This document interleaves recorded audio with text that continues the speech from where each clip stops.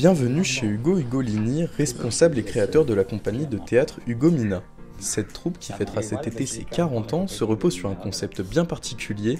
Ici on théâtralise la chanson française sur fond d'orgue de Barbarie. Que ce soit en plein air ou en intérieur, la compagnie pratique ce qu'Ugo appelle le vrai théâtre, sans micro, avec des voix fortes et travaillées.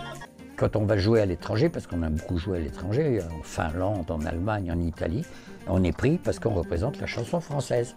Et que l'orgue de Barbarie, c'est un orchestre qu'on transporte avec nous. Je crée d'autres spectacles avec des musiciens en direct, des vrais, enfin. Mais là, c'est un orchestre.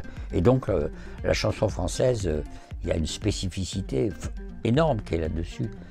Et puis, on est complètement autonome avec ça. La compagnie Ugomina, ce n'est pas que ça. Au cours de nombreux spectacles, on peut retrouver Yann Rivron sur place. En plus d'être un grand ami d'Ugo, cet artiste peintre reprend les spectacles auxquels il assiste pour en faire des tableaux impressionnistes.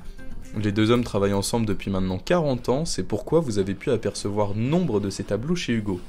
Alors comme je suis un peintre du mouvement et que j'aime beaucoup le spectacle vivant, quand j'ai rencontré Ugo, on a immédiatement flashé sur le principe qu'on puisse échanger peinture-spectacle. Donc chaque fois qu'il faisait un spectacle, j'allais sur ces spectacles et je peignais soit en direct, soit en post-direct. Donc je travaillais chez moi, je prenais des éléments graphiques et à partir des éléments graphiques, je refaisais un tableau du spectacle d'Ugo. Au cœur de la compagnie Ugomina, on retrouve donc des personnes unies autour d'un but unique, faire vivre l'art sous toutes ses formes et le rendre accessible au plus de monde possible.